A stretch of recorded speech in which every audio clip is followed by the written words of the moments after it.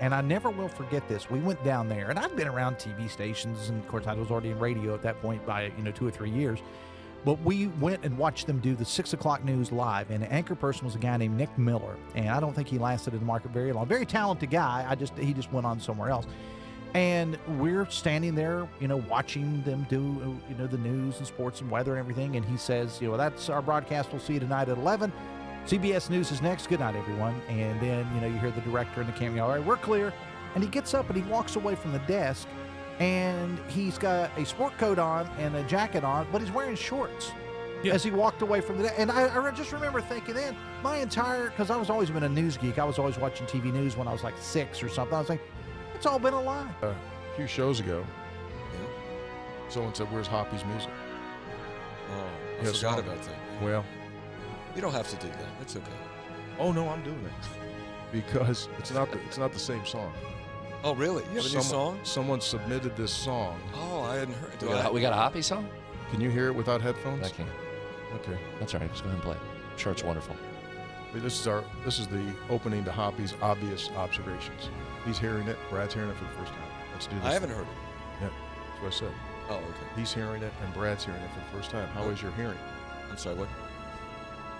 Here we go. He's got thoughts that sound brand new, but they're things we already knew.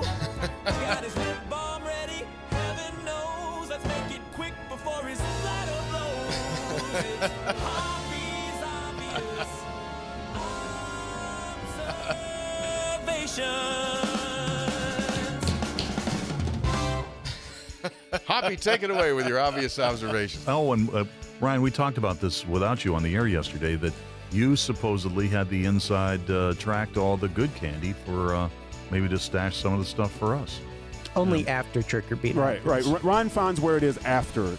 I don't mess with the candy supply, but in that brief period where there's candy in the building between trick or treat and the Christmas parade, right, I try to keep tabs on where it is. Well, so have you located this? No.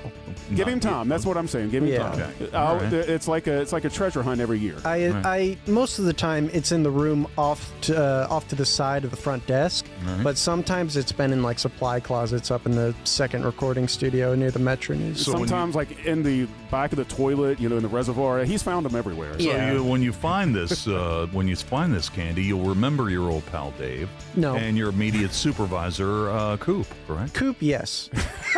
Yeah. Huntington, you know who they play? Sevier County, yes, Sevier, Tennessee. That's exactly They've already right, yeah. played one of the best teams in Tennessee in the opener. It's their only loss so far. This is also one of the best teams in the state of Tennessee. So I don't know what they're going for, a CFP playoff spot or what they're trying to do down there in Huntington, but they're challenging the heck out of themselves. Does it ever feel like 24 years? Do you ever sit back and think it feels like, sometimes I can't believe it's been 24 years, and I just think it feels like it's been a lot less. And then there's other times I think, yes, it's only been 24 years? Yeah, same thing. I would love to go back, and I don't think I have I know I don't have any way to doing it. No, I don't want to go back and hear the first show. I would. I would too. I would love to go back and hear show number 1 of year number 1. We had different producers. We weren't on video. Right. A lot of things have changed over 24 years. But yeah, sometimes I think I'd like to go back and say, you guys never got any better at all. So as he approaches the tee and blasts one, a low line drive. It's going to be Tyler on the return now. And Tyler up the middle, trying to break a tackle, gets outside, look out, another big play, Tyler down the sideline, he will score, touchdown Frankfurt, they answer right back.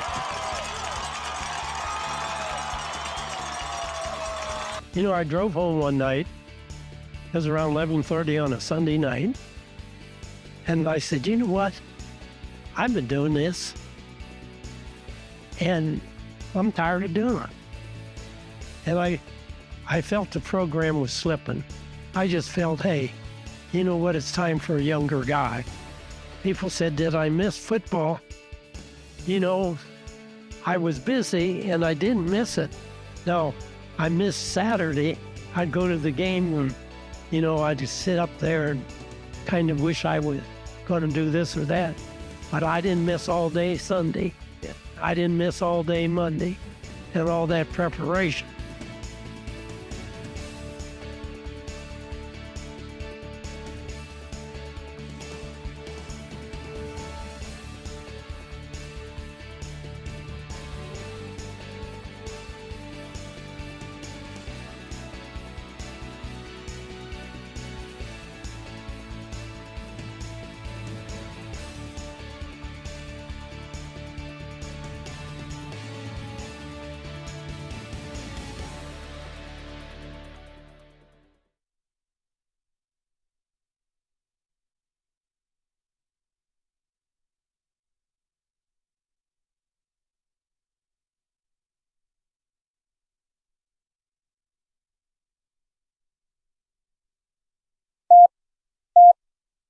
5, 3. Red 57! Red 57! Hot, hot!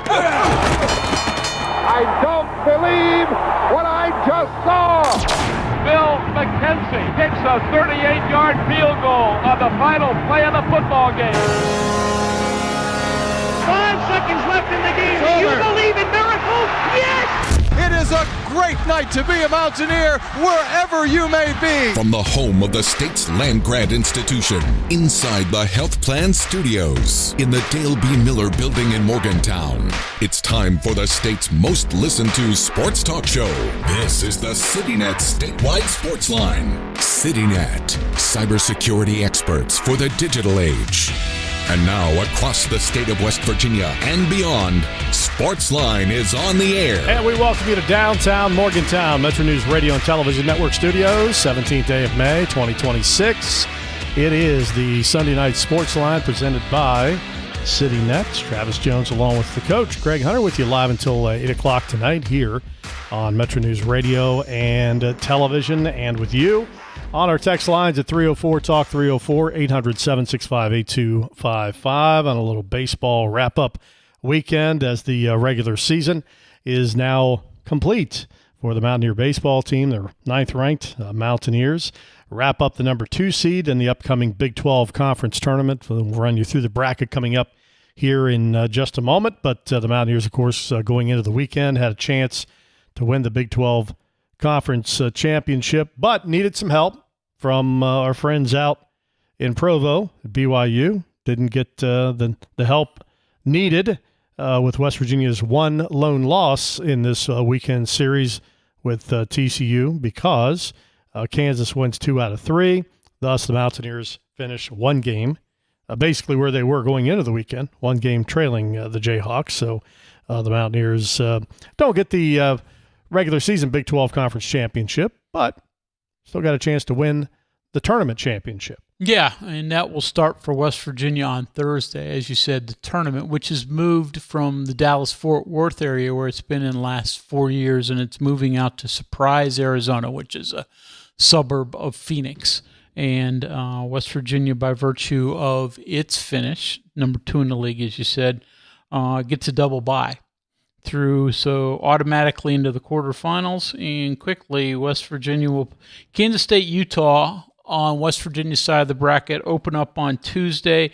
Winner of that plays TCU, obviously the team West Virginia just faced, and then the winner of that moves on to play West Virginia Thursday at 7:30. So we'll see. West Virginia, nice come from behind victory on Saturday in the final game of the regular season, and Mountaineers were already locked into the number 2 spot in the Big 12 tournament, but that victory had a whole lot more behind it than maybe you would first expect, because people at WVU thought that West Virginia was very much in regional hosting territory if it won 2 out of 3 against TCU. And if West Virginia had lost yesterday and had been 1-2 against the Horned Frogs, their regional hosting opportunities for the upcoming NCAA tournament would have taken a hit. No guarantee that they would have been out, just like there's no guarantee right now that they're in. They're very much on the border. But, Travis, that victory and achieving that really could be impactful for West Virginia as they're looking for that goal of trying to host in the NCAA tournament.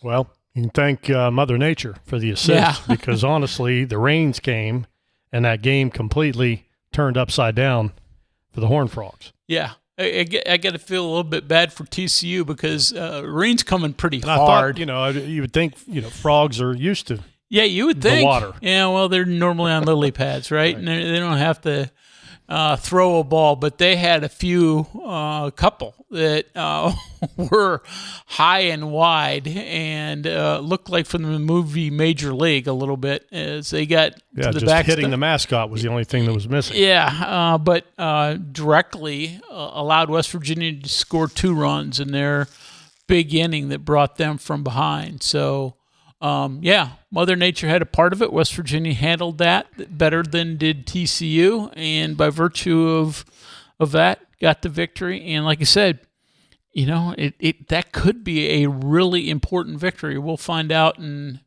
I guess it's a week from today, Selection Sunday.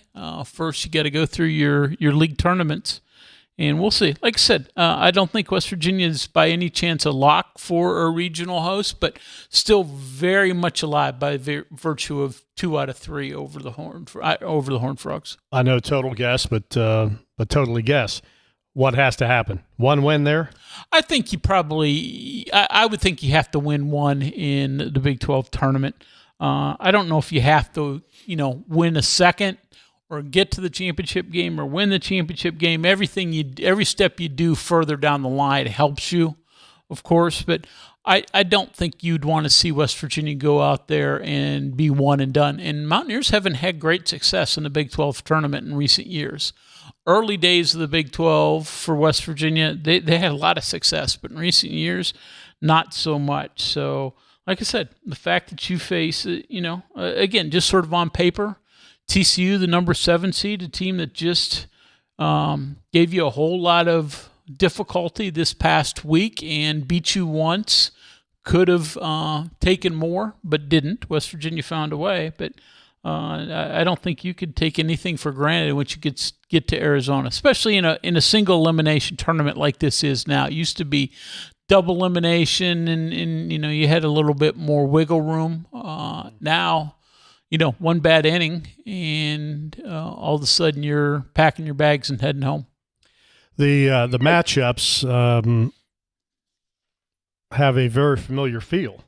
You mentioned that West Virginia could match up with TCU again for the 4th straight game on Thursday at 4:30 on ESPNU.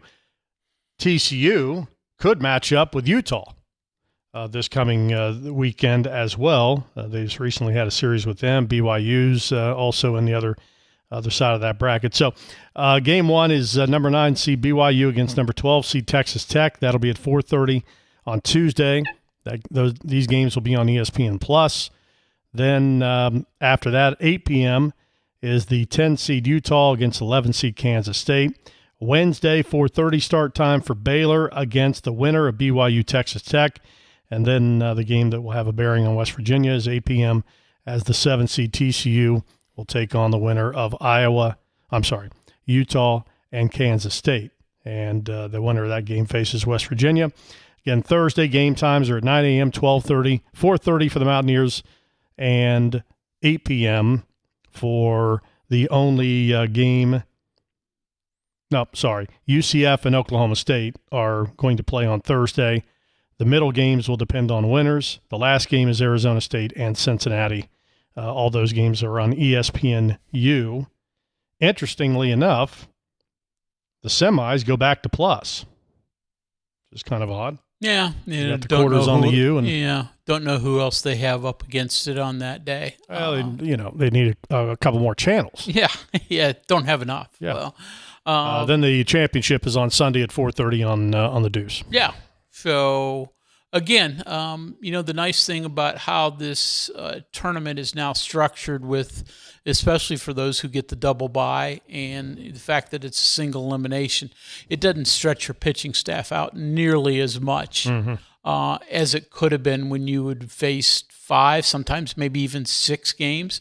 I mean, this is basically just a weekend series for you right now. I mean, the most you would play is 3 games, so you can go back to your normal weekend rotation. West Virginia didn't use Dawson Montesa this past weekend because he was your Sunday starter the week before, and this was a series that was moved up a day with a Thursday, Friday, Saturday against TCU. So if you want, you can go back to Dawson Montesa as your first game starter, or Ian Korn was really good in his first game against TCU when he got the start and ultimately helped West Virginia to that victory. And then you have obviously Max Yale and Chance and Cole to finish it out as your starters. So you don't have to tax your pitching staff nearly as much in trying to search for starters that hadn't been starters much of the year. All right, so that's the baseball story. We've got post-game from yesterday. coming up. We'll do that for you in our second hour once we get through the texts and the phone calls and some of the other topics of the night that we'll jump into on tonight's show. So good season. I mean, great season. You go back to the start of the year, there were some questions with this team. And, lo and behold, without, JJ, they're still right back in basically the same position that they were a year ago. Yeah. I mean, and, there's, again, baseball is a little bit more used to this for the many years than is, basketball and football, but the constant turnover that baseball has always gone through because, all of a sudden Major League Draft gets involved. And used to be the draft. Now it's the portal. Yeah. And the draft. But, again, West Virginia had a lot of attrition from last year's team, a lot of attrition from the last couple of years, and really remade this club with a ton of new players. You had a couple significant pieces left over. Gavin Kelly, obviously, being one, Brody Kresser being another, and others be above and beyond that. But a lot of guys that came in via the portal, a couple of freshmen that contributed, but mainly portal guys through the pitching staff and also in the field. And boom, you're right back where you've been, and maybe have the second chance to host a regional in the last 45 years. All right, coming up, we'll talk some baseball if you like. 304 Talk 304 800 765 8255. We can certainly jump into some football conversation as well. Graduation weekend here in Morgantown. So essentially, the school year has come to a close in terms of WVU. So summer activities will now begin. They're here, hence they're here, and won't be long before we start football practice. Give you a little update on what's going on in terms of the high school schedule. Down to tennis championships for this past week. So that means we're down to our 3 final sports that have to play their championships. Next up will be track and field. That'll be this coming weekend at the at Lately Field, University of Charleston Stadium. Softball follows that. It'll come up next week at Little Creek Park in South Charleston. You can get the latest regional bracket updates available at wvmetronews.com. I believe 18 of the slots have now been filled. We've got regionals that have to be completed yet. Some got pushed because of weather. Assume those will get done hopefully tomorrow with the weather being nice. So we should have the softball field filled out by, I would hope, no later than Tuesday. And then it begins for single A and double A coming up a week from Tuesday. They'll go 3 days, take a break for the Memorial Day weekend, come back with triple A and quad A the following week, and then we'll head to Huntington for the first time for the state baseball tournament at Jack Cook Field at Marshall University. That'll begin coming up. So that would be 2 weeks from Saturday, I believe. Yeah, 2 weeks from Saturday. So those of you that are involved in baseball regional start tomorrow. Those of you that are involved in those broadcasts got a really busy period coming up. Some of us who just walk into the studio and sit here, it's all normal. But you guys are going to be really busy bringing all that. Yeah, action these to people. changes happened, and when they happen 6 months or 7 months away from the particular season, not a lot of people pay attention to them, and then all of a sudden the sports get here and people start looking at it and they're like, wait a minute, when did this happen? Yeah, so 2 weeks of softball. Well, yeah, what's different basically now is 8 teams in all classes now. Softball still double elimination, so you can imagine it's a slow games. And then of course 8 teams are now going per class in baseball. So the tournament begins on Saturday, takes Sunday off, then it runs Monday through Saturday the next week, and that's if the weather cooperates. Yeah. So it could very well, end up being a 7. We hope just at worst a 7 to 8 day tournament. turf, and you almost have to have turf anymore to have these spring championships. Well, but even then, Mother Nature can Thunder. get involved, and hopefully all goes well and everything gets smoothly, because there's a whole lot of good teams. They're going to fight for these championships in Charleston and in Huntington, respectively. Yep, should be fun. So again, we'll have radio coverage of the state softball tournament for the third consecutive year, and those will be available. You can listen to all the games at wvmetronews.com and also on your local radio affiliates if you've got some local teams playing. And then state baseball, we've got radio all week up until the championship games. Then we have radio, and all 4 title games will be available on MetroNews Television, the MetroNews Television app. 6:21, we'll take a break. Got texts and your thoughts on Mountaineer baseball and other topics, and we return. Sportsline continues, underway on the Sunday night. We are there for you, to care for you at the health plan. We are here for you. For over 4 decades, we've been rooted deep inside West Virginia. Through thick and thin, supporting local families and businesses. Proudly serving your neighborhood since 1979. Your trusted partner in the community. The health plan, we are here for you. I'm Sergeant R.A. Marsh. And this is Trooper Goodman with the West Virginia State Police. When working traffic across West Virginia, responding to crashes involving death or injury is the toughest part of our job. Around here, we're experts at survival, so we know the importance of buckling up. When you don't buckle up, you increase your risk of dying in a crash. Why do we enforce seatbelt laws? It's not about writing tickets, it's about saving lives. Come on, West Virginia, we can do this. Please, always buckle up. A message from the West Virginia Governor's Highway Safety Program. Live from the Health Plan Studios, the CityNet statewide Sportsline returns in 2 minutes on MetroNews, the voice of West Virginia. Sunshine, open roads, and a new Toyota from Dan Cava Toyota World. Lease an all-new Camry for as low as $398 a month. All new Tundras now up to $8,000 off. All new Tacomas now up to $4,500 off, or lease as low as $399 a month. $7,500 off the new BZ or 0% financing for 72 months. We've got a Toyota for you at Dan Cava Toyota World in Fairmont. Shop the world. You know CityNet is West Virginia's leading technology company.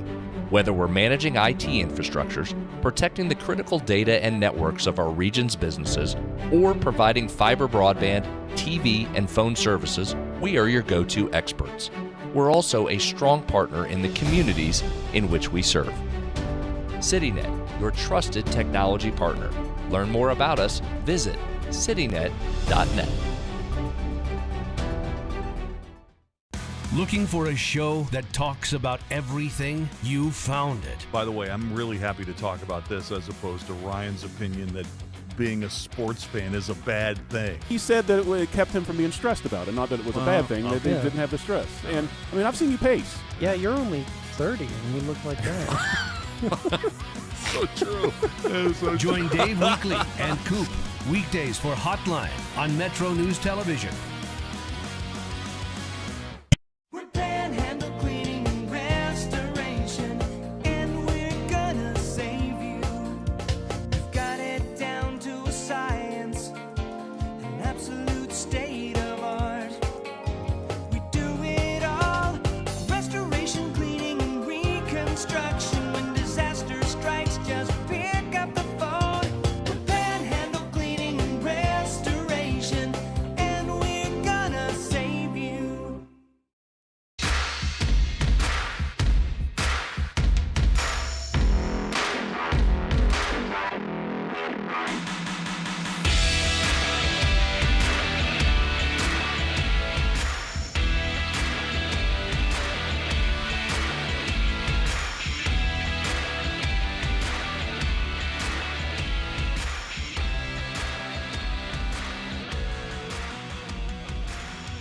Sportsline continues on this Sunday night, 6:25. Travis and Greg with you, 304-TALK, 304-800-765-8255. One correction, I was reading the bracket off the Big 12 site, And all the times listed there are Mountain Standard times. So I'll run you through these again. But West Virginia, first and foremost, plays at 7:30 on Thursday. So that's 7:30 our time, 4:30 Mountain time. So the games you want to be paying attention to, Utah and Kansas State, that'll be 11 p.m. on ESPN Plus on Tuesday. Wednesday, the Mountaineers will get the winner of the TCU Utah-Kansas State winner. That's also at 11 p.m.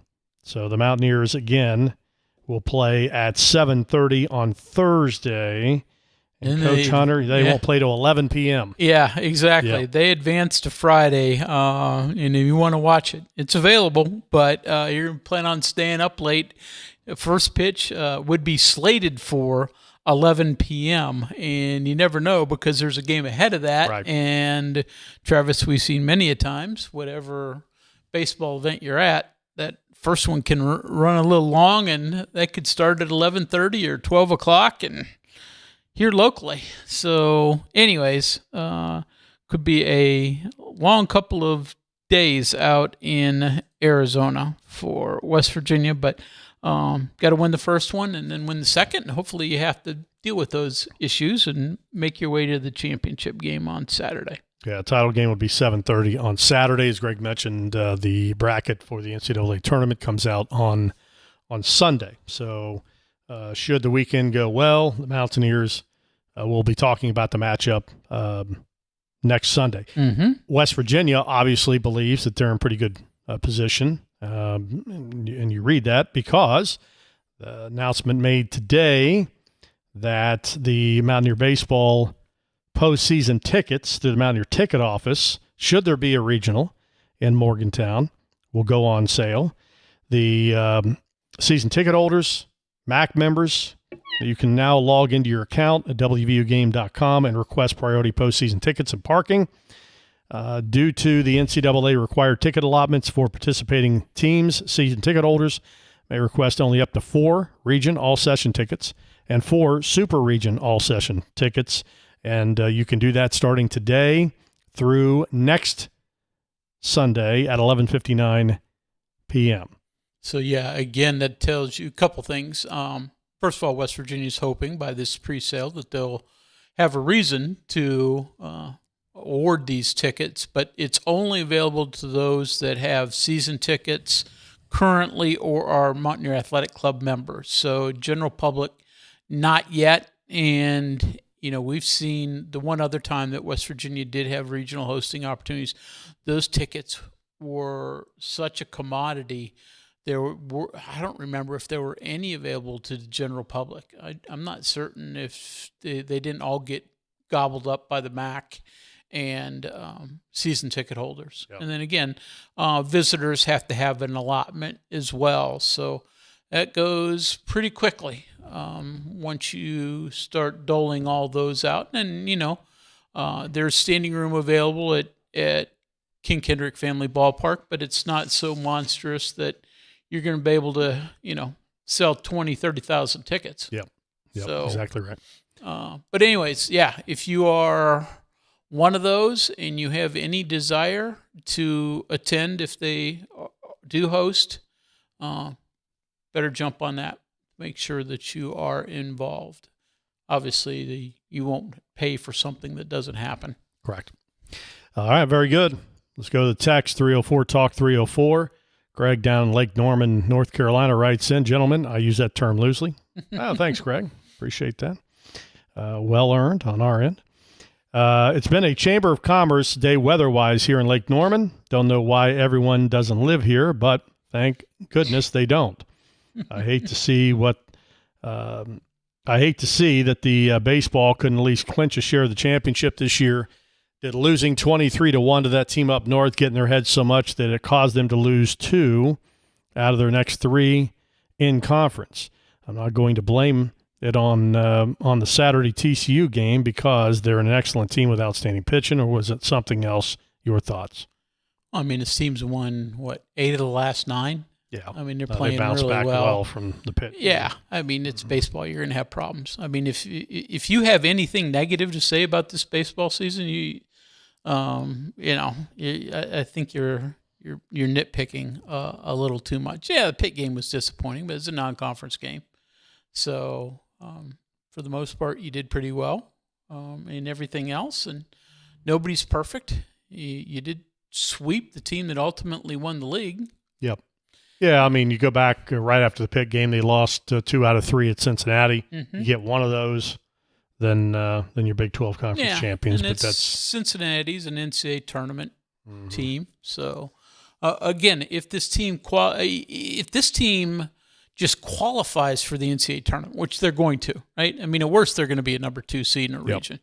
I mean, 3 years ago, that would have been reason to have a parade down High Street. All of a sudden, now people are taking that as just, every day an event. And then now you add in a very realistic possibility to host a regional and add that to it, thus being one of the top 16 teams in the country. I mean, that's the distance this program has gone, and I guess expectations increase along with it. But I think it's been a fantastic year. Texter says, what is with Friday games? We failed to show up Friday and got 3 messy hits against the freshman pitcher that cost us the Big 12 championship. Half the conference losses were on a Friday, as well as the home loss to a lower-level Columbia team. Well, I mean, this really, if you're looking for some pattern, this was a little different Friday because it was the middle game of the series instead of the first game of the series. You started Maxiell on your Friday in this game, who's one of the best pitchers in the Big 12 and in the country. So, again, I'm finding it hard to believe we're having negative baseball comments out of the box after the season that they've had. You get that close. It's natural to try to look back and nitpick and find find a win here or there, certainly. But again, if you go back and set the expectations at the beginning of the season, I think anybody would have taken the end result. Oh yeah, I mean it's also baseball. Nobody goes 52-0 in baseball. I mean the LA Dodgers are those with the biggest payroll are going to win. They're going to win 2/3 of their games, but they're certainly not going to win 100%. Yeah, and it's it's a good problem. I mean, I think there are a lot of new Mountaineer baseball fans, if you will, that are now following this team and kind of learning the ropes. That it's not football. Mm-mm. If you lose a football game, it hurts you a lot. Where we've seen even in men's basketball, you can lose a couple of bad losses and still, get into the NCAA tournament. It doesn't necessarily kill you. And the same with, even more so with baseball. I mean, it's just the nature of the beast. Some games you just can't hit. Some games you hit the ball right at the outfielders. Yeah. It happens. West Virginia got good pitching all weekend. Offense was a little bit of a struggle on Thursday, but pitching was so good that you managed victory. Yeah. Didn't hit. Got out hit on Thursday, but the difference was you had, three doubles that got you into scoring one position inning and with low outs. Boom, boom, boom. And your pitching was great. Good pitching on Friday, but you couldn't manufacture anything offensively. And then Saturday, again, solid pitching effort. Didn't have a whole lot of offense until near the end of the game, and then all of a sudden exploded with the help of Mother Nature and racked up enough runs to get you the victory. So, again, I think West Virginia's going into this Big 12 tournament, into the total postseason on a pretty nice roll. Texter says Montesa didn't start versus TCU, but he did pitch in relief in Friday's loss. Yeah, good point. Yep. Texter, how much of this success can we pin on the new NIL money when implemented, and why did he decide to do that? I don't think first of all, the baseball doesn't get as much NIL as you may think. Most of it's still going to football and men's basketball, vast majority. The one thing that they have done for baseball in terms of budget is instead of following the old NCAA guidelines of how many scholarships you could have, which I think was 11.7, and you could parcel those out into, percentages. A kid could get 10% of a scholarship or a half a scholarship or whatever. You can't do that in the major sports, which you could in baseball. But West Virginia went to the total maximum that now became available in terms of scholarship. So now every baseball player, and I think it's 30 on the roster, something in that range, upper 20s, 30, now has a full scholarship. That's a lot of additional money, but it's not necessarily the rev share money that football and men's basketball are getting. There may be some NIL dollars in there as well from outside sources, but the biggest addition to the budget from WVU is the extra scholarships that Steve Sabins now has at his disposal. All right, very good. It is 24 till the top. More texts. We welcome them. 304-TALK, 304-800-765-8255. We will continue on in just a couple of moments. I got, the portal season pretty much has come and gone. These numbers, the portal numbers have been released by the NCAA recently. How many went in and how many have come out. Mm-hmm. Wow, it's alarming. We'll tell you how many players were left with nowhere to go. So we'll talk about that when we come back. Sportsline continues after this. The WVU Heart and Vascular Institute is recognized among the best in the nation for heart surgery. It's earned the highest 3-star rating from the Society of Thoracic Surgeons in 5 major cardiac surgery categories. Also, WVU Medicine Thomas Hospitals, Camden Clark Medical Center, and Wheeling Hospital receive top star ratings for heart surgery.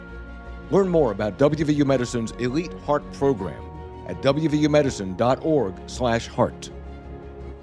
Some relationships just work better with trust, reliability, and great communication. That's why more West Virginians are choosing CityNet Gig Fiber.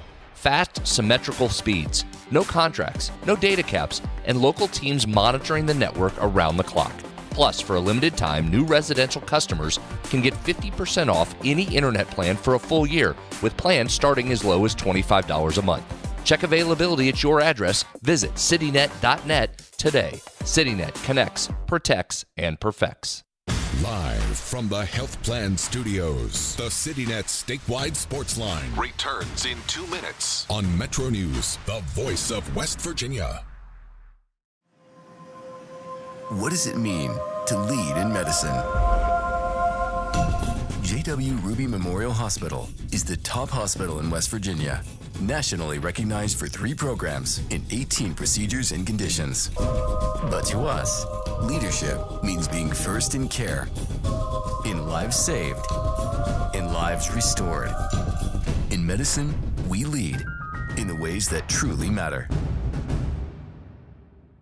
Longer days, warmer drives, and better deals at Dan Cava GMC. Hit the road in one of our new luxury GMC Acadias. All this and more at Dan Cava GMC in Bridgeport. Shop the road. Download MetroNews Television on your iPhone or Android. Search MetroNews Television in your app store. Create an account today to get alerts and watch all live and archived content. Download now. In 1914, the same year the first commercial flight soared and the Panama Canal opened, Greer Industries was born. Herbert and Agnes Greer began in Morgantown, West Virginia, striking the first pick into the limestone formation that would become the backbone of one of the state's great industrial legacies. From the roads we drive on, the buildings we build, and the communities we serve, Greer Industries has been delivering quality for decades. At Greer Industries, we've been improving lives for more than a century. Leading the efforts to build a stronger West Virginia, the High Technology Foundation has a proven plan to strengthen and diversify our state's economy. The I-79 Technology Park's high-capacity infrastructure continues to attract advanced federal operations that are driving economic growth. This keeps our young, educated residents in the state and brings West Virginians home. The High Technology Foundation, building a stronger West Virginia. Learn more today at WVHTF.org.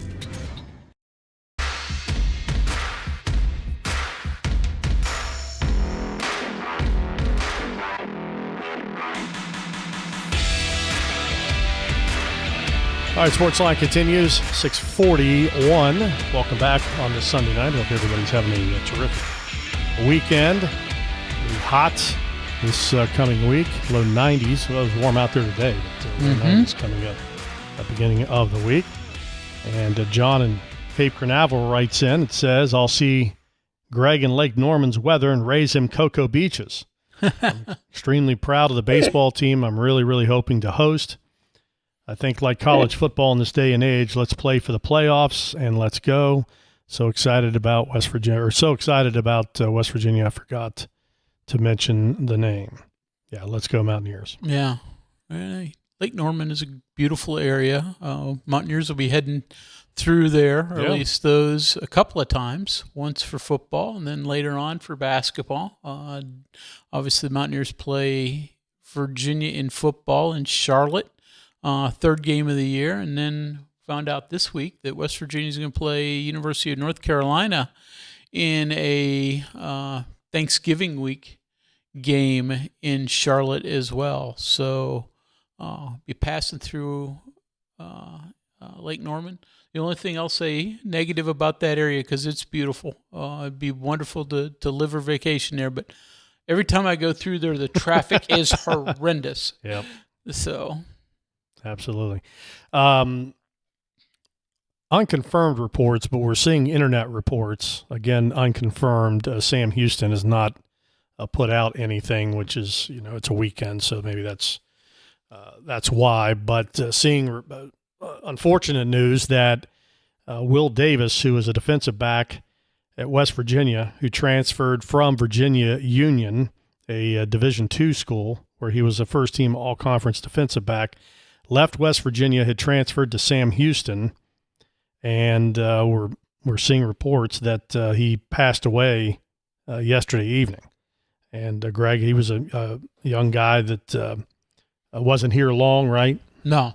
Came to West Virginia after a really nice career at Virginia Union, Division II school, was a safety. Came to WVU hoping, move up in the ranks and take a shot at a higher level. Didn't really see much, if any, action for the Mountaineers last year. So, look to spend another year of college eligibility at Sam Houston. And, as I said, I don't know all the circumstances and such with the internet. I don't even call them rumors, reports. But really sad if so true. Mm-hmm. Absolutely. All right. Let's see what else here. Just going to get you an update on what's going on in the College World Series softball wise, because we got a lot of Big 12 teams that are currently involved. Is my one complaint about ESPN. They've got the softball games on every one of their channels this weekend. Yet you have to search their website to try to find the scoreboard. Yeah, it's not easily obtained. No, it's not. Maybe I'm overlooking it here. Oh, well, I'll try to find it here. Yeah, we'll get to it. Yeah, I'll try to find it because I'm not finding it quickly. Texter, there are 6 really good teams in this conference. I hope they all get in the NCAA tournament. The good news is we're the best defensive team, and our pitching is very good. Einish seems to have come out of his hitting slump Saturday. Great season. Good chance of going deep into the NCAA tournament. Go Mountaineers. Yeah, I'd say that's accurate. For Matt had a nice regular season finale series. And again, it wasn't a great offensive performance by West Virginia this weekend, other than a couple of innings, but did enough to take 2 out of 3. But their pitching and defense have been there throughout the year, and were there again this weekend and helping them get to what they got. So that'll be what carries them. And then if you can get just enough offense to go with it, which most times they have this year, but you certainly can't have a complete slump like you did Friday. But that's baseball, right? Yep. Found it. Oklahoma State leading Stanford 11-5, currently in the middle half of the 7th inning. Finals from earlier today. Baylor bowed out, losing to Texas 7-0. So Baylor is out of the NCAA tournament. Texas advances on to the Super Region. UCF, how about this? Pulled an upset, defeating Florida State 4-2. So the Knights advance to the Super Region, ending 9th-ranked Florida State's season. Duke ousted Arizona 8-6, and Arizona State in 5 innings defeated Texas A&M 9-1. And I think that was a grand slam that lifted the Sun Devils. So they are off to the Super Region as well. 7:15 is Stanford and Oklahoma State. I believe Stanford has to beat Oklahoma State twice to advance on there. Texas Tech also. Boy, what a story they were this weekend. They beat Ole Miss today 14-2 to advance to the Super Region in that one, and they were in big trouble. I saw this. Did you see this? Yeah. So in the history of the NCAA women's softball tournament, teams were 0-640 when trailing by 8 runs or more in a softball game. So at any point in the tournament. Not much just the last inning. But much less the last inning and down to your final out. Well, it's now 1-640 as Texas Tech was down 8 runs with only 1 out left and somehow found a way to come back and defeat Ole Miss. There was a grand slam involved in that as well. And then Texas Tech finished off the series with Ole Miss today with a 14-2 win earlier today. So kind of interesting. All right. I mentioned to you about the portal. Mm-hmm. Here's the numbers. Give you a couple here before I give you some raw data. 62% of Division II football players who went into the portal did not find a home and thus have retired. 62%. Wow. 79% of D3 football players that went into the portal also met with the same fate. Didn't find another landing spot and thus retired.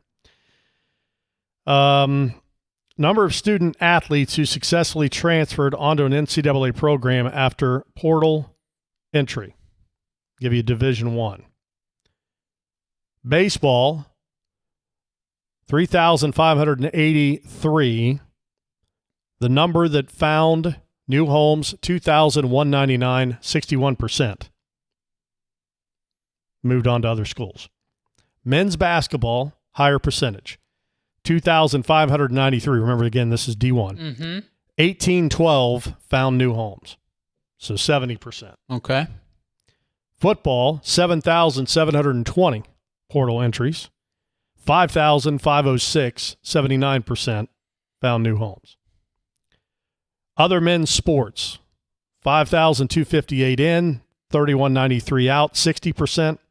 Women's basketball, 1,485 in, 1,215 out, 82%. That's the highest percentage in all of Division I sports. Other women's sports, 7,279, 5,079 found new homes, 70%. So overall, I'm looking at this as 2025's numbers because obviously 2026 is not complete, particularly D2, which the portal's open all the time. Yeah. 26,938 portal entries in Division I. 18,421 found new homes, 68%. Wow. So 32% did not. So, yeah, cautionary tale, right? There. No, it does show that. I mean, we look at the high end of those that transfer out and find lucrative new homes, but there's so many others that don't. Now, in football, if you're D1 and you're willing to go all the way down, you can probably find a Division III spot, but non-scholarship. And do you just really want to play, or at that point, are you just wanting to move on to something else? But it does show you that the grass isn't always greener. Yep. 14,350 D2 total entries. 5,549 found new schools. Wow. 39%. 61% don't. D3 is even worse. 5,278 in, 1,284 back out somewhere else, just 24%. So do they think they're going to move on to something lucrative, or are they getting pushed out? Yeah, there's some of don't that. have options, and so they just try to portal to see what happens? I mean, we know certainly that is part of the process, getting pushed out, but it's, both ways of the thing. It does show you, though, that. Well, and I think those numbers are important. 2026's numbers are important, and coaches should use those, for the kids that aren't being pushed out, and use that as a recruiting tool to keep them, there, because as you can see, it doesn't end well. No, for everybody. For many, it doesn't. So it does not end well for everybody. All right, let's see. Texts, not complaining or being negative about the season. It was outstanding as usual. They're always a turning point. Usually that one particular loss in every season in every sport that determines whether or not you win at all or not. Also, what's going on with the Charlotte basketball game in November? Haven't heard anything about it since it was announced. They were working on it. Is it indeed a done deal? I assume you mean by Charlotte, the North Carolina game. It has not been announced officially. Yeah, yet. it was just leaked. That was internet. Yeah. No, I mean, it's happening. Yeah, but, it's going to be true. Yeah. But we do not have the official announcement from either school yet. Yep, absolutely. A couple of notes. Other state sports. Appreciate the texts. Salem softball claimed their first ever United States Collegiate Athletic Association National Championship with a 9-3 win over Florida National. So, so Salem softball and baseball, they'll participate in these other small college World Series a lot of times. This is separate from the Division II, playoffs, which are underway in both baseball and softball. Congratulations to the Marshall women's softball team. They played really well in their regional. Sure wish WVU had the sport. Anyone out there with $10 million, please consider donating to start the program. Absolutely. That's probably we'd like the to minimum. See it, yeah. Yep. Would like to see it. Texter says, I wonder how many were pushed into the portal by head coaches. There's some. Certainly. Good question. Yep. All right, 7 till the top. We'll take a break. More Sportsline coming up. We are there for you, to care for you at the health plan. We are here for you. For over 4 decades, we've been rooted deep inside West Virginia. Through thick and thin, supporting local families and businesses. Proudly serving your neighborhood since 1979. Your trusted partner in the community. The health plan. We are here for you.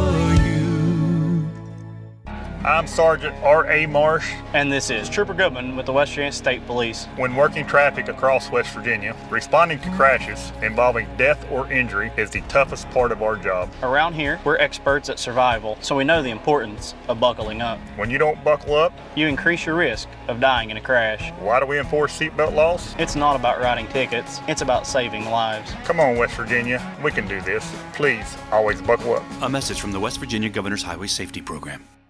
Live from the Health Plan Studios, the CityNet statewide Sportsline returns in 2 minutes on MetroNews, the voice of West Virginia. You own a boat because you love spending time on the water. Choose the outboard that allows you to make the most of it. Honda Marine's legendary reliability, ease of maintenance, and powerful performance keep you going strong. And they're all backed by the peace of mind protection of the industry's best limited warranty. Visit your Honda Marine dealer today and find out why it's more than an engine. It's your time on the water.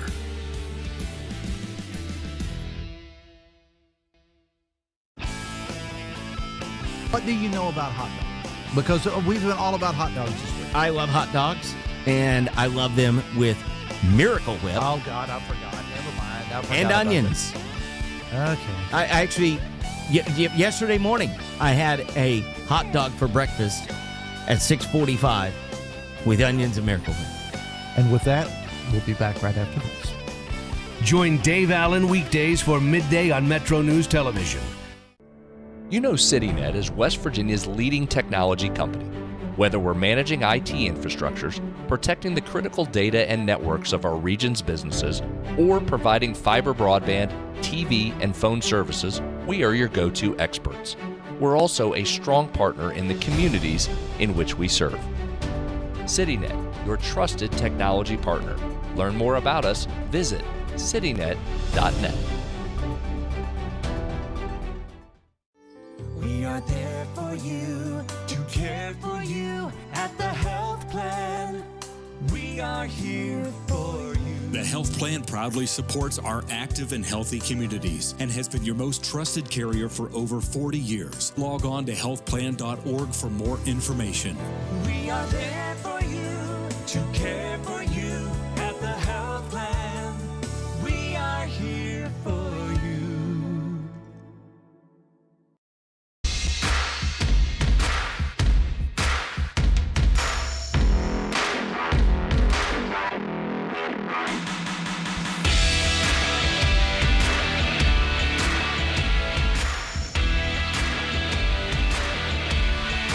All right, welcome back. Sportsline continues a little before 7. Travis and Greg with you till 8 o'clock. We got baseball reaction coming your way, and also time permitting, Jaden Bray, Mountaineer wide receiver, stopped by 3 guys before the game, and we'll listen into some of that coming up in our second hour as well. Texter, why doesn't WVU have a softball program, and do you think they ever will? We've talked about this quite often over the years. It usually comes up this time of year. Yeah, and understand it's a very popular sport, and high school softball in the state of West Virginia is very good. But every AD I've talked to for close to 30 years has come back and said it's a money thing. You can take that money and put it into football and men's basketball that are going to turn around and hopefully generate a profit. Or you can put it into softball and still going to lose a lot of money. I mean, every athletic program at West Virginia loses money except for football and men's basketball. So no matter how good you are in softball, you're going to lose money. And it comes down to that. You can agree with it or disagree with it in terms of their logic, but the logic is true. But all the others are losing money too. And could you cut something and pick up softball? Probably, but that's what you'd have to do. By the way, Texas, who's one of the blue bloods in softball, if you're wondering, they lose $2.2 million a year. Softball program. Yeah, I mean that's the way it is. I mean, we've seen some of the numbers, Travis, and in many sports, and unfortunately, the better you are, usually the more you lose because you're putting more into the coaching or the facilities or those type of things. Yep. So West Virginia used to have a softball program. They cut it in the early 80s as part of a belt tightening thing at that point. So since then, there's been talk of reviving it. The most recent edition of a women's sport, I think this is right, was rowing, but that's almost 25 years ago now. When they decided to do a new sport then, they picked rowing over softball. And it was, from what I understand, it was something that they, looked at both ways, but rowing gave them more or female participation equivalencies for Title IX purposes at a lesser cost than did softball. So, Texter says, does Title IX matter anymore? It's supposed to, but does anybody pay attention to it? Yep. By the way, failed to mention, congratulations to Glenville State, their women's softball team, or softball team, I should say, traveling to so they won the regional. And now they're off to the D2 Atlantic Super Regional, and they will take on the Golden Bears of Kutztown, PA, coming up this coming week. It was an all-MEC regional final as they defeated the University of Charleston to get to the Super Regional, and now a couple of wins away from getting to the Division II World Series. Yeah, and I know you had their coach on, right? Yeah. Earlier in the week. Yeah, she was great. Yep. So congratulations to Sarah Schoon and the Lady Pioneers, and best of luck this coming week up in PA at the Super Region on the Division II side. All right, so I think we got all the congratulations out of the way. I think so. Caught up to this on point. those. Yep, caught up on those for now.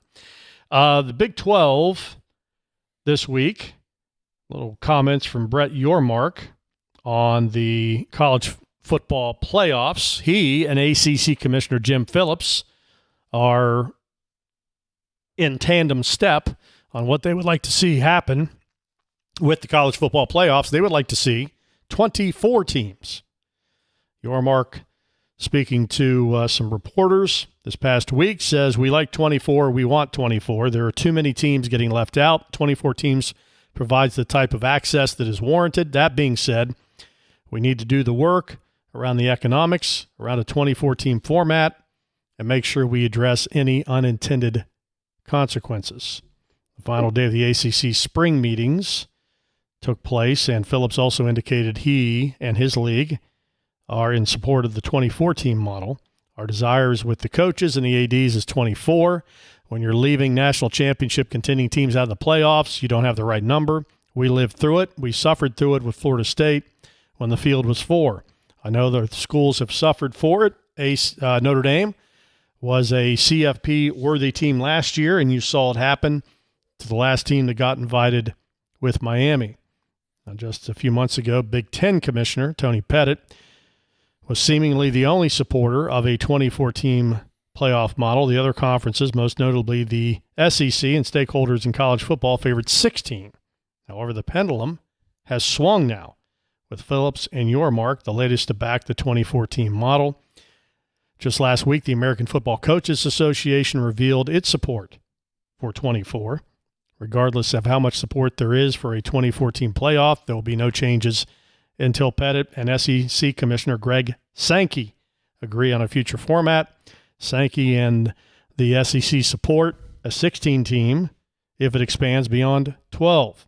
Sankey said on Monday, the focus hasn't changed. We're open to conversation, but there are a lot of ideas out there that have to be supported with analysis, information, and not speculation.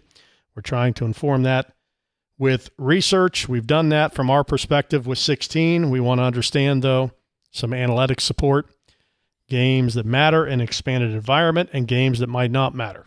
Yormark said questions that must be answered are how to replace the revenue from the conference championship games and add more money to the playoff pool. Last year's Big 12 title game between Texas Tech and BYU drew 85,000, the largest attendance of any conference championship game. He said, quote, how do you recoup the conference championship money and drive incremental revenue in a 24-team playoff? Phillips added that ESPN doesn't want the playoff to expand past 16. ESPN made it clear they want to stay at 12 or 14, but no more than 16. Phillips says the ACC supports an expanded playoff because teams with a legitimate chance to win a national title are being excluded. Last season, Notre Dame, which is an ACC member in all sports but football, was the first team left out. And on and on. So what do you think? I mean, we talked last week about the expansion of the basketball tournaments, men's and women's, from 68 to 76. And I, paraphrase a little bit, I think we both figured, it's not bad. Relatively minor jump in comparison to going from 12 to 24 in football. So what do you think? So a couple things. One, I think there's a lot of devil in the details on 24. Mm-hmm. What does that do to the bowl system? Does it include the bowl system? So are you just, are these on-campus games, or are you going to try to, do like they've done with the smaller model of the playoff? Mm-hmm. And I think they would. I mean, to answer my own question, I would anticipate that they would try to include the lower tier bowl somehow into opening round playoff games, which would be, at the end of the day, I have a soft spot for the bowl system. And anything you can do to bolster the bowl system, I think helps college football, and that would do it. Because, think about that. Instead of the Weed Whacker Bowl, now all of a sudden that's an opening round playoff game. Yeah. It's a little more cachet. Oh, absolutely. No, those are all good questions, and I think you said the devil's in the details. I'd like to see what some of those involve. You know, is a round. The first round, opening round, is on campus sites now, which draws some excitement. Would there be 2 rounds? But that wouldn't really add to the lower tier bowl games and give them any opportunities. So.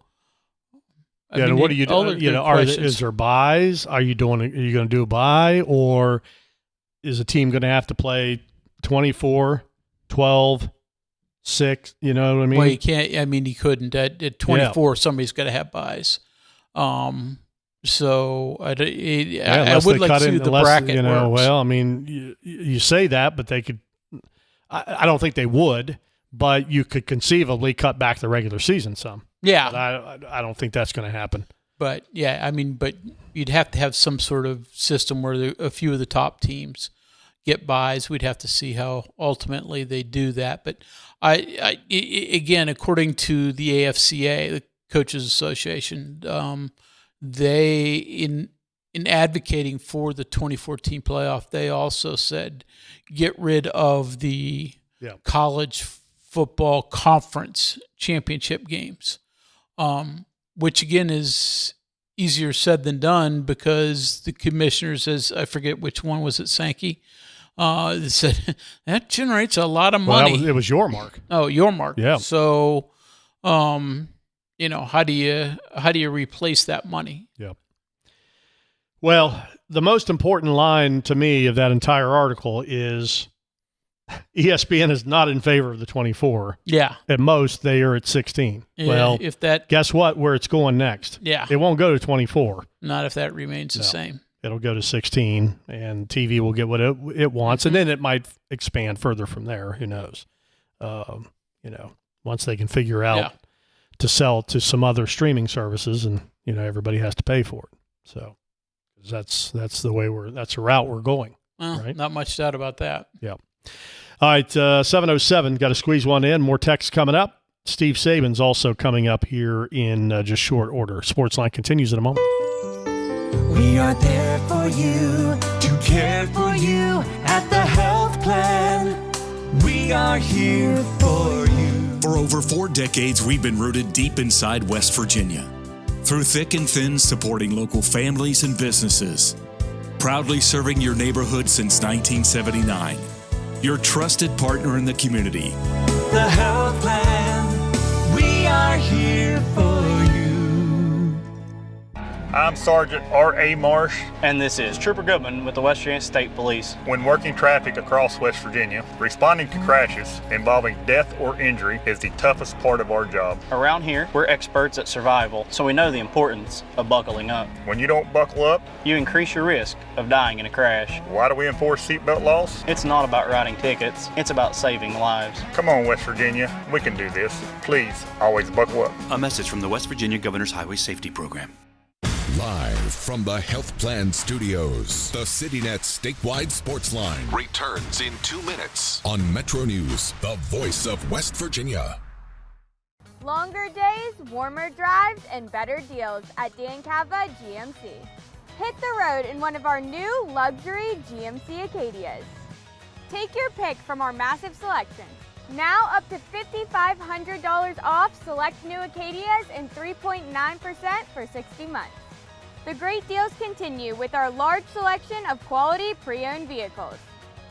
All this and more at Dan Cava GMC in Bridgeport. Shop the world. Looking for a show that talks about everything? You found it. By the way, I'm really happy to talk about this as opposed to Ryan's opinion that being a sports fan is a bad thing. He said that it kept him from being stressed about it, not that it was a bad thing, that they didn't have the stress. And, I mean, I've seen you pace. Yeah, you're only 30 and you look like that. So true. Join Dave Weekly and Coop weekdays for Hotline on Metro News Television.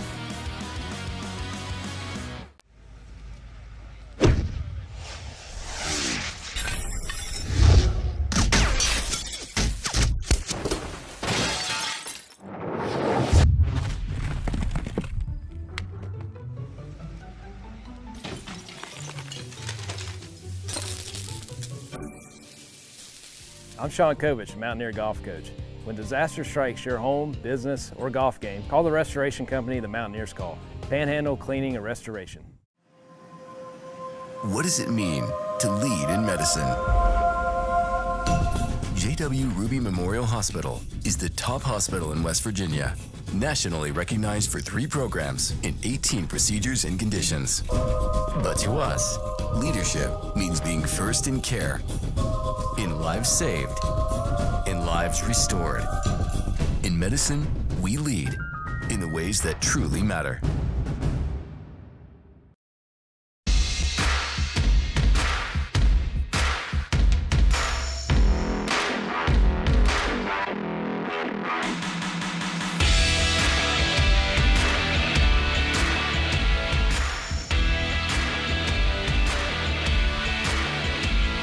All right, kind of jumping around topics tonight, so apologize about that. I've got your head on a swivel, but we're just kind of moving around, whatever comes at us.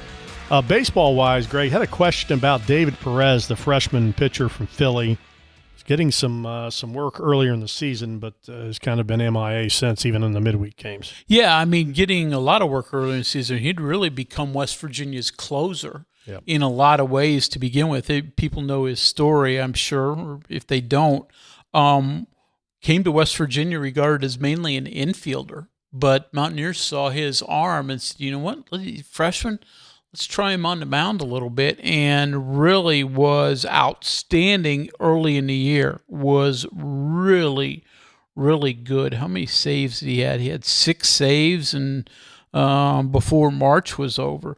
But then, maybe it was the fact he hasn't pitched as much, seemingly hit a little bit of a wall. I haven't heard anything about injuries of any type, but started to have some struggles. Was one of those got used against Pitt, and like every other pitcher they used that game, had some problems in that one and a couple other junctures, and hasn't pitched in, is it the last 10 games or so? So I don't know if it's just ineffectiveness, arm tired at that point in time, or if there's any kind of arm issue, injury issue in dealing with him. But I think West Virginia feels he's got a great future and maybe a shortstop of the future for the Mountaineers. But was a really good picture for them for the more than the first half of the season, but hasn't been as much of a factor lately. All right, very good. Back to the text, 304 Talk 304. Good show, guys. Do you believe the report that Michael Hawkins Jr. is making $1.7 million in NIL? Do you believe that's accurate? No. I don't believe so either. Anything that people put out, I saw the same list on the internet. Basically listed West Virginia's 10 highest paid NIL players. Complete, total, 1,000% guess. Yeah. I mean, is Michael Hawkins getting, rev share NIL money? Absolutely. Is he getting good money? I'm certain. I have no idea exactly what it is, but I don't think it would be that number. Most numbers that you see, not just at West Virginia, but anywhere, are total guesses. Mm-hmm. Texter says, actually, I think I may have missed one. I'll circle back. 4 was a joke, but 16 teams should be enough. Notre Dame and Miami both deserve to be in the last time. It was Alabama that had no business being invited with those 3 losses. Yeah, and again, so far the expansion has not been, they've been blowouts. I mean, they've not been competitive games, so I would anticipate that if we expanded to 24, even if you gave, say, the top 4 buys, still 5 versus 24 not going to be pretty, most likely. Interesting about the portal numbers, we hate tampering, but there's a need for a way for those lower division players to know if anyone actually wants them before they leave their current school. Interesting dilemma. That is good. Well, good and knowing the D2 world like I do, I don't know that it's even really referred to as tampering at the Division II level, because what happens anymore is all these guys have agents. Yeah. Even D2 guys? Yes. Okay. Yeah, they're most of them are I mean, the ones that have a chance to move up have at some point have an agent. And that interest level is being expressed to the agent. Not to say that the kid, isn't being told that or being contacted. I mean, I'm sure that happens. But the way they skirt it is they go through the agent. Division II coaches, do they love it? No. But it's understandable. If you got a good player and he's got a chance, you're paying him, let's say at the Division II level. And I just had a conversation the other day about where the NIL numbers are with the upper echelons in the Division IIs. The teams that are playing for national championships, what they're spending, there's still a wide gap in the opinion on what that number might be. It's certainly going up, but it's nowhere near the explosion that we're seeing at the Division I level. But point being, if you got a kid that you're paying, let's say $10,000 at the Division II level, and he can go and make, even at let's say a Wright State, $100,000, $125,000. It's a lot of big difference. I mean, what are you going to do? Yeah. In whether Wright State's tampering or not, you're not going to be able to compete with that type of money. Yeah, and Jason G. And Daniel Mondragon, two new division or Mountain East Conference coaches, who are coming back to the league. We've had them on the show recently, and I think they understand that that's the world they live in now. Yep. That you hate to call it a feeder system, but in a lot of ways, if they get a really good young player, you're not going to keep him for 4 years. It is. We've seen a lot of change in college sports in a very short amount of time in our lifetime. That, to me, is amazing how quickly it became unheard of to where now it's the common thing. And I'm not saying that this guy was Agent Zero in all this, but he was one of the first ones. Do you remember Dale Bonner from Fairmont State? When all of a sudden went to Baylor, and everybody was like, "What? Yeah, what's he doing?" A Division II guy going to a Power 5 conference? Thought it was crazy, and he ended up being successful there. Ended his career at Ohio State. Went to Ohio State. I mean, back then it was unheard of, and I mean back then, as in 10 years ago. Yeah. At now, most, right? Right, yeah, at most. I don't even believe it was that long ago. May not have been. Wow, but you're right. It is amazing how quickly it's changed. And now you look just at the Mountain East, just because we're familiar with that league. You're certainly more familiar than I. I mean, most of the best young players. I mean, every year you have a handful. Yeah. That are moving up. I mean, it just happened again. Craig Gilbert, Concord, goes to Pitt. So, it's Boubacar Dijo from Concord goes to Marshall. So it's every year. It's every year you're seeing it. And I'm not even talking about, I mean, it's more than a handful if you want to count D2 out of the Mountaineers to D1. But, it's not unheard of to get 2 or 3 guys that are going power, power 4 or 5. They can make significantly more money, and you understand the attraction. Certainly are. And you know what? Now that the more that are successful, I mean, I think, you said Dale Bonner, he sort of kicked the door in, but everybody was skeptical. But then he showed he could be successful. Then the coaches probably go, oh, this is not as big a leap as we thought. Players also see that they can make the move. And I'm not going to say it's going to be commonplace, but certainly not a shocker by any stretch anymore. Well, I think it speaks to also the level of, the level of talent at the Division II level. And I'm not saying they're all, everybody that plays in that league are guys that, they were just overlooked. No, I mean, some of them, that's their level. But there are, and it's the same way in football. There are those special guys that for whatever reason kind of just, fell through the cracks or just weren't recruited out of high school, which we're seeing more and more. I mean, more and more high school kids, this is going to have to be their path to getting to D1 because they're not getting the opportunities they once were. No, I like think they are D2. I think you talk to a lot of good high school coaches or people in the recruiting world, they're telling players, you know what? Just go find a place to play. If you're good enough, you'll move up. Yep. Because there are not nearly as many high school kids that are getting recruited to Division I programs there used to be because of the prevalence of transfers. But, in 2 years, their opportunity may come. Michael in Massachusetts, here's an interesting thought and question. Guys, why don't they just create a new system where all non-revenue generating sports create new regional conferences? Why punish volleyball when the motivation is media contracts for football? So you see what he's saying? Yeah, absolutely. Yeah. So in other words, putting Pitt, West Virginia, Syracuse, Virginia Tech, all in a volleyball conference. Absolutely, an idea that actually has been kicked around for quite a while. I remember talking to Oliver Luck when West Virginia first went into the Big 12. And, I have a deep interview session with every athletic director for over 30 years now. And was that where you try to get them to cry? Yeah. Yeah. Okay.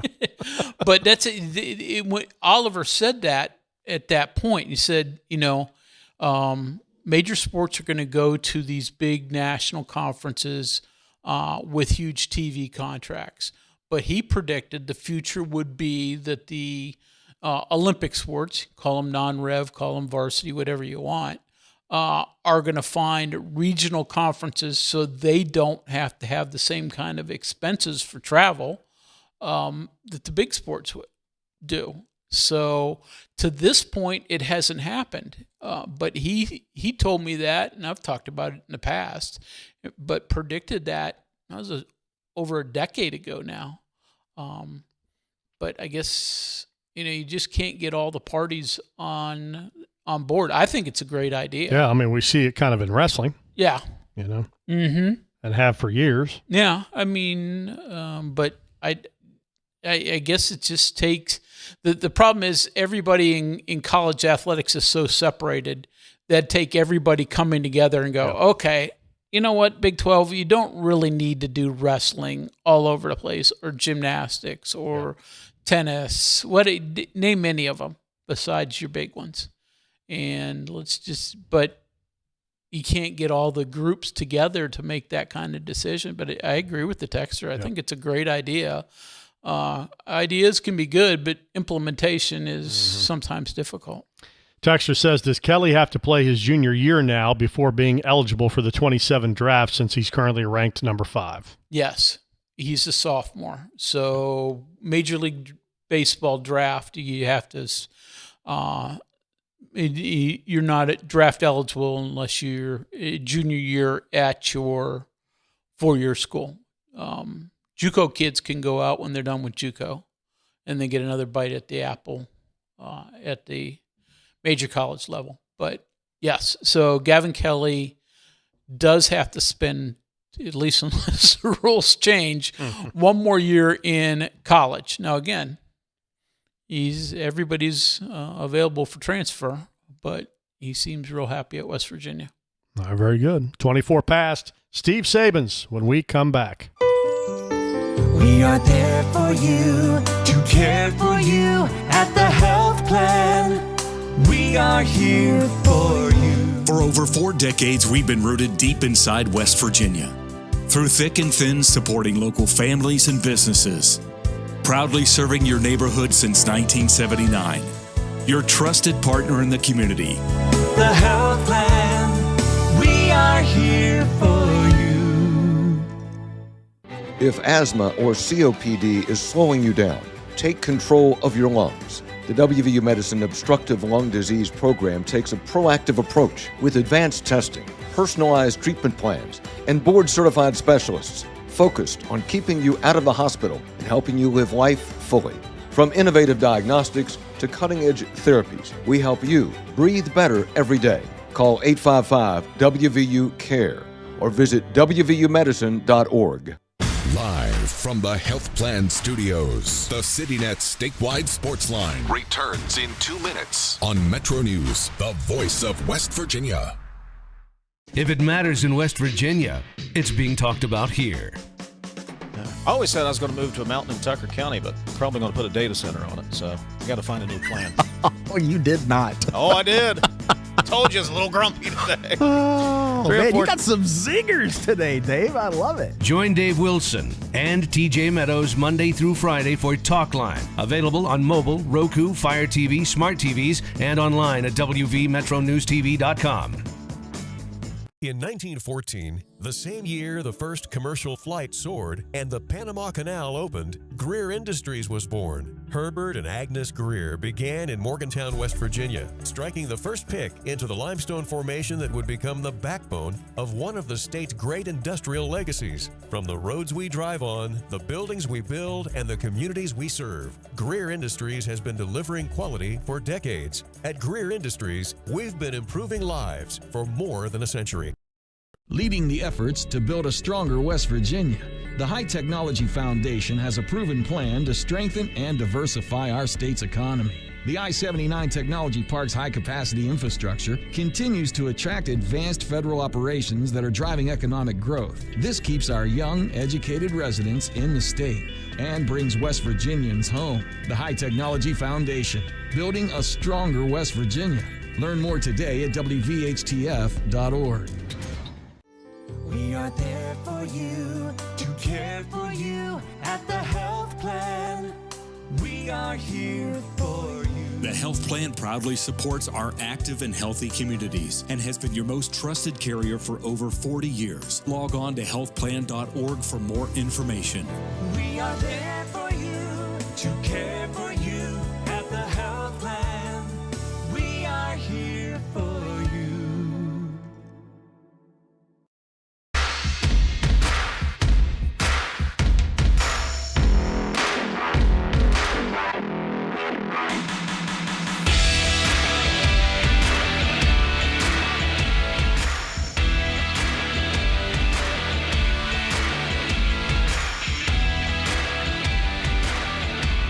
All right, Sportsline rolls on. Steve Saban's post-game 2 out of 3 wins with TCU, wrapping up the 2 seed in the upcoming Big 12 conference tournament. Great team win, really fun way to end the regular season. Set a program record for conference wins with 21. Do it in the pouring rain with really, really excited, full crowd. Fan base was electric and stayed to the end, and to find a way in like a gritty, unorthodox fashion to win a game is what this place is all about and what we've been doing for a long time. So couldn't be more excited for the kids to be able to clip off 21 conference wins. It's incredible. Last season we won the league outright with 19, so to be able to do that and then come back and have a better year is really says a lot about the team, the staff, and the players inside of it. Talked a couple of ways before this team's won games a bunch of different ways. Pre-game today, right before the game, you said, let's find a way to win the game. And is that in the back of your mind, or is that a message you've been saying that doesn't matter how you do it, just figure out the play you need to make to help? Yeah, and you know, we hadn't been good offensively, and their pitchers had been so good. So sometimes it just feels like you have to find a way. You have to really hunt. You have to search. You have to find a way, and they just do a great job. They do a great job holding runners. They threw a ton of strikes. They just don't give you a ton of cracks.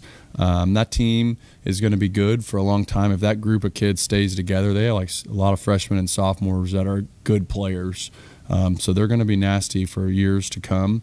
But it was impressive. I mean, Tyrus Hall hadn't been good, hit a huge home run. Sean Smith hadn't been good this week, came up with a huge swing of the bat late. Brock Wills hadn't been in the game the entire weekend and had a great at-bat in the rain against their closer. Matt Einish had been a little bit cold, and for the last 2 days had his best at-bats he's probably had in 2 or 3 weeks. And so you just had certain guys click and kind of find it, and that's just a lot of credit to the staff. We didn't take on-field BP today. You never know why the stars align on this kind of stuff, but you wanted like a little bit of a reset. Like, hey, let's not just keep doing the same thing and expect different results. So little small changes. We caught Gravy today. Graveline hasn't caught Chance and Cole the entire season. I think that's the first time he's caught him, just to get Gavin Kelly off of his legs. Maybe that would have helped him offensively a little bit. He came up with a big triple off the center field wall, and so things went our way. And then we decided to have the game at 12 and not 11. If we had it at 11, that closer might be in the game in sunny conditions. And so a lot of credit to the entire team. Bassinger was special. I mean, what he did was special. 3.2 innings, 2 hits, 0 runs. So another guy that came in with our team that basically had that long save. There's not many people in the country that can do that, and we've had Ian Korn do that, and Bassinger do that, and Estridge do that, and a plethora of guys. But to do it in a downpour is unique. Mentally, you have to be so strong because there's so many crutches that can come up. You throw one ball, you hit one batter, you have one walk. It's not me, it's the rain, it's the wet ball. Right? You can unravel in those situations, and he was throwing as good as he's ever thrown. He's a 91 with a nasty slider and a bunch of strikes. And so for that, it was just like the right guy was in the game at the right moment to handle the moment, and that's exactly what he did, and that's what maturity and experience can get you.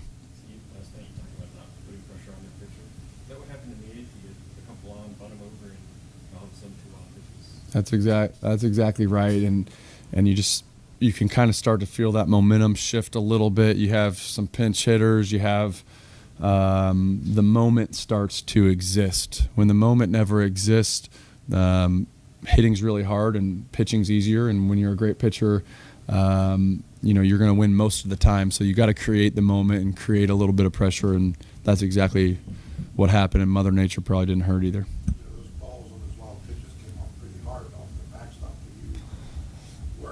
Yeah, the first one, not as much. With Wills, I was sweating it pretty heavy. Wills did not get a great jump and slid into home, and it was bang, bang. And he said the whole dugout said that you were raindrop. We call raindrops when someone shows butt hurt or emotion negatively. They go palms up. 5 points per game. He's like, you're going raindrops in the third base box. I was like, I didn't know I was, but I thought you were out of the plate. So he was giving me a hard time.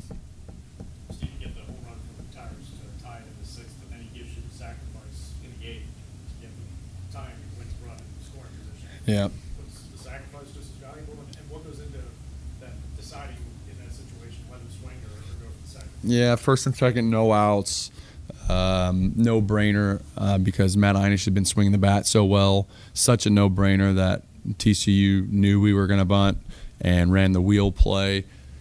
It's one of those funny things. We actually, when we brought the team together in that offensive timeout, I said if they run the wheel play and crash, you pull back and you blast the ball up the middle. So it turns into a slash if the third baseman and the first baseman are running at you. I think Tyrus didn't read that soon enough, and so he just put down literally the best bunt you could possibly have in human history to avoid getting the lead out at third base. Both corner infielders sprinting full speed, and the ball was just killed right in front of the pitcher where there wasn't a play at third base. So it worked out in our favor, and it's always, for every defensive play, there's an offensive answer. Essentially, you just have to be aggressive enough to run it, and Tyrus got the bunt down beautifully, but it could have been a very interesting game if he pulled back and swung there. The game could have been different. Coach, last night you were talking how the team last year, this point of year, you're scratching and clawing just for any kind of momentum that could happen. This year, you go into the conference tournament winning 9 out of 10. Any differences, like why it is the way it is this year, why it was the way it was last year? If I knew I would get paid more. I think some of it. I think there's just so many different reasons, and every year you just try to get better and you do things a little bit better, and you attribute the things that you do to what's happening. But I don't think that's always fair either. Maturity, experience, staff calmness. I think even like some of our staff members that have been through this, again, you just get a little bit more comfortable in some of those moments. It always falls back on culture and the kids and the expectations. It always ends up being like the players. It's always the players' team. And so like how motivated they are to win and how much they love showing up to the yard every day and the confidence they bring. So at this point, I think you really coach and you help and make suggestions. But at this point, it's like it's the boys kind of running with it for the most part. What was your perspective on that? As you play with Reese Bassinger and Gavin Kelly ran over to first. Could you see the play from where you're standing? Remind me of this play because I know you're talking about Reese. Yeah, just a weird play. Gotcha. Off of yes. Yeah, off of Brody's glove, and at that point, the second baseman is going to basically just back up the play, right? So he's running there in that direction. It ricochets off, and we were giving Yale a hard time because Yale doesn't always get over in a timely manner. And with lefties, it's always about getting over. Make sure that you don't take for granted that it's hit to the second baseman, because if the first baseman cuts a ball off, no one's there to cover the bag. So the pitcher has to get over, essentially. And Reese, thankfully, was just really aggressive. In that moment, if you think the first baseman's going to field it, the pitcher can just stop and basically check up. And if he were to do that, no one would have been at the base. So that's just fundamentals and execution and basically doing everything right. And it showed up in that kind of play. It's like backing up a base. You don't always see it until it happens. And so that ended up being a huge play. But yeah, I saw it. It's one of those like it's just one of those like things are going well for the Mountaineers, right, when that happens. Combined, felt like this was the best defensive series both teams this year. I mean, both teams just played great defense in the field. You had Paul's catch at the wall. Yeah, I agree with that. The other one was that the Cincinnati series, we really hit the ball great at Cincinnati, and they had 4 diving plays where outfielders left their feet, ran into the fence, and caught it. So it was like 4 doubles or home runs basically taken away, and that swings a series or game. So that series and this series, but this was just clean. This was a big league game in the sense where like you had to earn it. The break really was Brock Wills hitting a missile off the pitcher's glove that then skipped on wet turf and ate up a second baseman. Like that was the biggest crack of the game, right? And then you had a closer that lost fuel in a rainstorm. But like it just felt like, yeah, it was punch for punch, blow for blow. Like you really had to earn everything out there.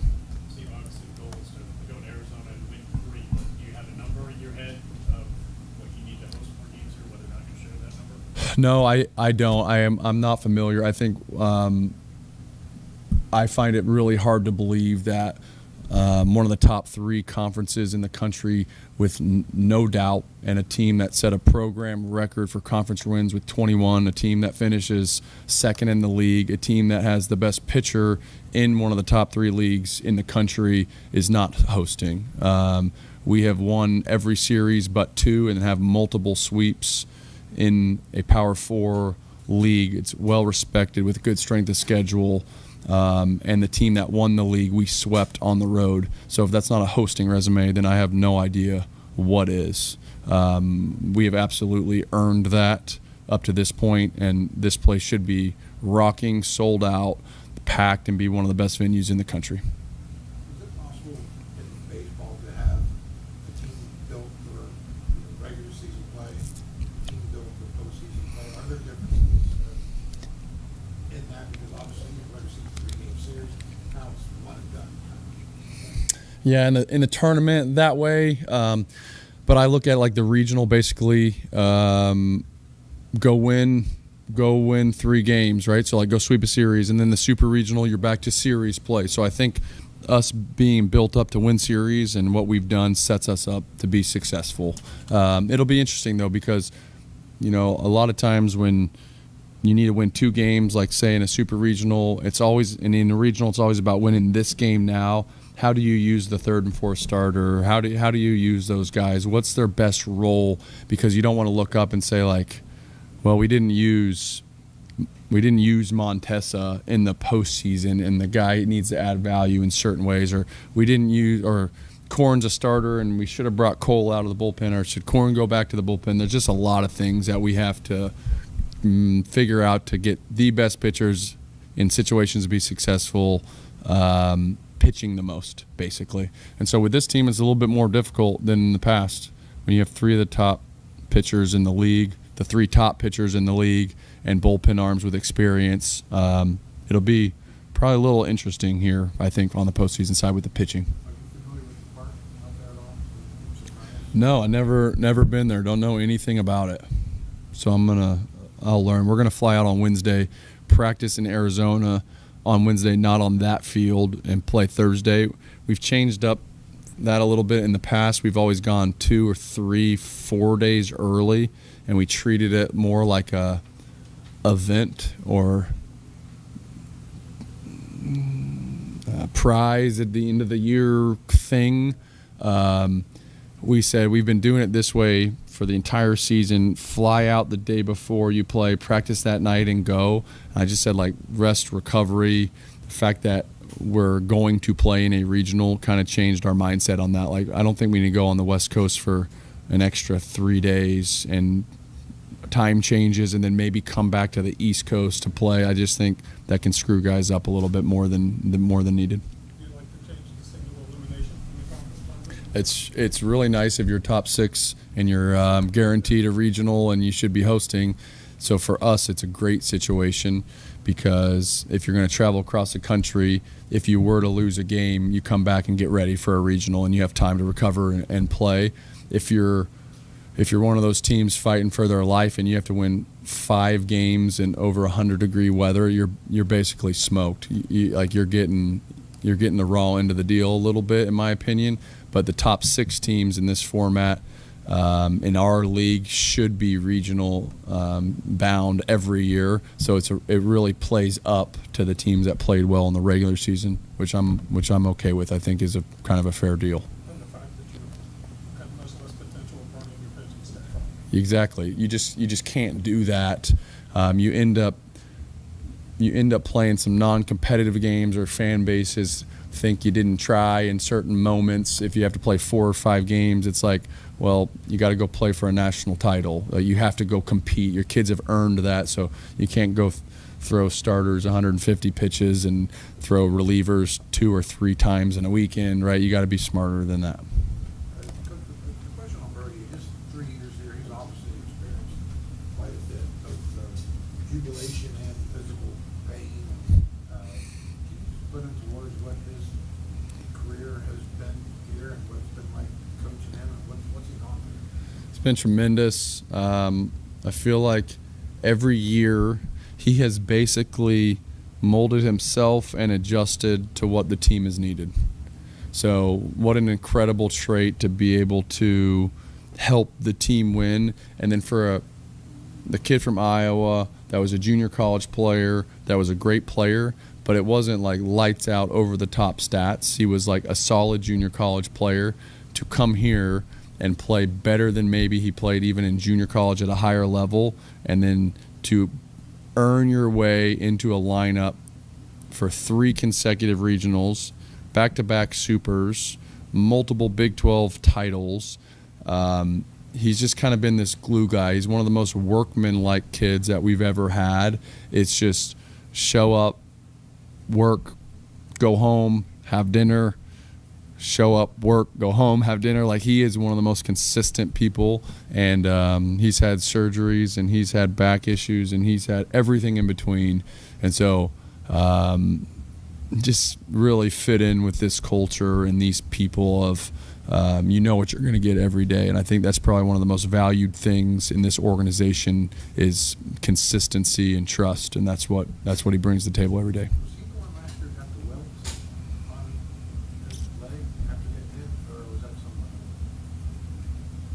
That was definitely, well, he got hit in the face. And then I forget. I remember the leg thing, but I forget. Yep. He's had about every injury, I think. All right, Steve Saban's postgame yesterday. Mountaineers take 2 out of 3. TCU, 2 seed, will run you through the week series line up for the Big 12 tournament before we leave the year. When we come back, a couple of players also met with the media yesterday. We'll listen into that. Reese Bassinger and Brody Kresser met with the media as well. They are on deck when you return. We are there for you, to care for you at the health plan. We are here for you. For over 4 decades, we've been rooted deep inside West Virginia. Through thick and thin, supporting local families and businesses. Proudly serving your neighborhood since 1979. Your trusted partner in the community. The health plan, we are here for you. Getting ghosted is never fun, especially by your network. Cyber threats don't announce themselves. They slip in quietly, disrupt operations, and disappear before you know what happened. CityNet's cybersecurity services provide proactive monitoring, threat detection, and expert response, so your business stays connected and protected. Commit to a relationship built on trust and reliability. Learn more at citynet.net today. And remember, CityNet connects, protects, and perfects. Live from the Health Plan Studios, the CityNet statewide Sportsline returns in 2 minutes on MetroNews, the voice of West Virginia. You know CityNet is West Virginia's leading technology company. Whether we're managing IT infrastructures, protecting the critical data and networks of our region's businesses, or providing fiber broadband, TV, and phone services, we are your go-to experts. We're also a strong partner in the communities in which we serve. CityNet, your trusted technology partner. Learn more about us, visit citynet.net. Sunshine, open roads, and a new Toyota from Dan Cava Toyota World. Lease an all-new Camry for as low as $398 a month. All new Tundras now up to $8,000 off. All new Tacomas now up to $4,500 off or lease as low as $399 a month. $7,500 off the new BZ or 0% financing for 72 months. We've got a Toyota for you at Dan Cava Toyota World in Fairmont. Shop the world. We're Panhandle Cleaning and Restoration, and we're gonna save you. We've got it down to a science, an absolute state of art. We do it all, restoration, cleaning, and reconstruction. When disaster strikes, just pick up the phone.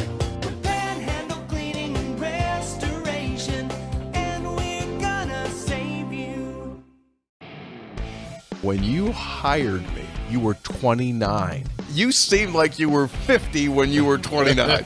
You were running that thing like a 50-year-old man. All right, we got to go get some tape. Come on, get out of there. I think I've sort of always been 50, and I think I'm 50 now.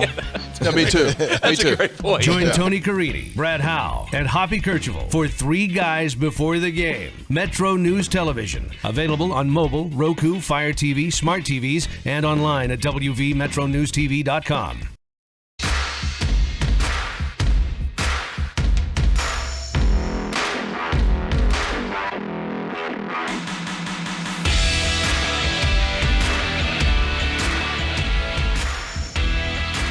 Hear from a couple of baseball players to close it out in a moment. Texter says, I wondered about senior day in baseball since top juniors are also often done with their college career. Shouldn't they be offered the chance to be recognized too? Does that happen or not? Good point. Never heard of it happening. Yep. But typically senior days, at least in baseball, are guys that are graduating. So good thought, though. All right. Never heard of it. One of those is Brody Kresser. Talked about the emotions of senior day and being recognized and then winning a series. Yeah, no, you can't really draw it up much better. I mean, rain in here is just another day for us. Obviously, it's a little adversity for the other team, but we're used to it. That's what we train in, and seeing the fans and the crowd get into it and everything else. But no, it's nice senior day.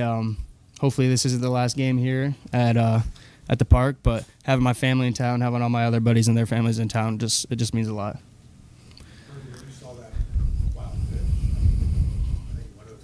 Yeah.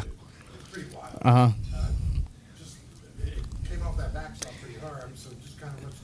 Yeah, it was so wild that I got a little nervous because it didn't touch the catcher's mitt. So I mean, you got the reflection off the padding and stuff, and same thing with Brock when he did it. But no, it's just seeing it going up and assuming it's going to go back and making sure I get a good jump, and just beating the catcher and the pitcher to home plate. So. And then when you saw Brock, it's like a couple minutes later. Yeah. It was almost kind of the same. Right. Yeah. Closer, Mm-hmm. you know, when you're about to see his play. Yeah, you just got to assume, and especially with the weather, that the pitcher could possibly throw it away or a deflection. And same thing like when Matty Ice got thrown out. I mean, that's what we're hunting. That's what we do. We see the ball down, and we're going to take that bag. But unfortunately, catcher did a good job, but it got away from him those 2 times, and we took advantage of it.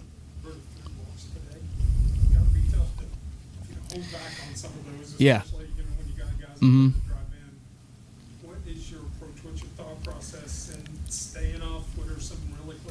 Yeah, we kind of switched up a little bit today after that starter got the best of us. He's a good pitcher.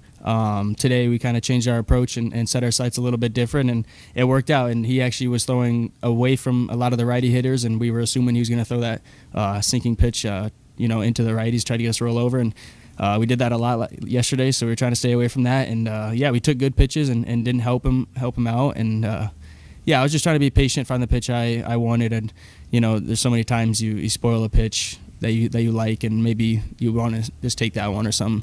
But it's tough. I just thought I had some good at bats, saw the ball well, and just want to continue that. And then for you, you've been seeing some shifts. Right. What gives it the process of you working on going the other way? Specific pitches, specific mechanics? Yeah, it's a little tough because a lot of the righties have a shift where they bring that second baseman over and they're going to pitch into the shift. So if they're going to put 3 people over, they're going to try to throw into you. So just trying to stay disciplined, like I said, and not chase those pitches, and hopefully that pitcher makes a mistake so you can find that open gap at second base. You've been obviously with the team now for 3 years. There's obviously a big difference between regular season play, conference tournament, and postseason play. What are the? I mean, I know it's 3 games. Right. And now it's like one and done. Right. So, I mean, is it a frame of mind that comes with that? Are there other differences in postseason play that are different? Yeah, there's a lot of difference when, the season's on the line and you don't know when it's the last time you're going to wear that jersey or you're going to chase the championship. But like the guys were saying, these past couple games kind of feel like postseason. We kind of brought that approach to Kansas and we played well and took care of business there. And even here, I mean, they're not stepping away from us. So each game this past 2 weeks has kind of felt like postseason ball, and I think it's going to keep us ready. And, we get that double bye for the Big 12 tournament and 3 games to win it. So hopefully we can treat it like a normal weekend series. Do you feel like this team is built for Oh, yeah. Yeah, absolutely. I think this is the best team, and the culture is just keeps on growing. The guys are awesome. We're getting the best transfer classes, and the incoming freshmen and stuff. And our offense is crazy. Like anybody can hit anywhere, and anybody can do any damage. And like you saw yesterday, I mean, all of our hitters, good hitters, just getting bees. It's just how baseball goes. But being able to wake up today early this morning and just reset and just go out there again was pretty. All right, Brody Kresser, his post-game thoughts. Let's squeeze in some thoughts from Mountaineer pitcher Reese Bassinger, who also met with the media following the Mountaineers' series victory over the Horned Frogs of TCU to close out the regular season yesterday at a rainy Kendrick Family Ballpark.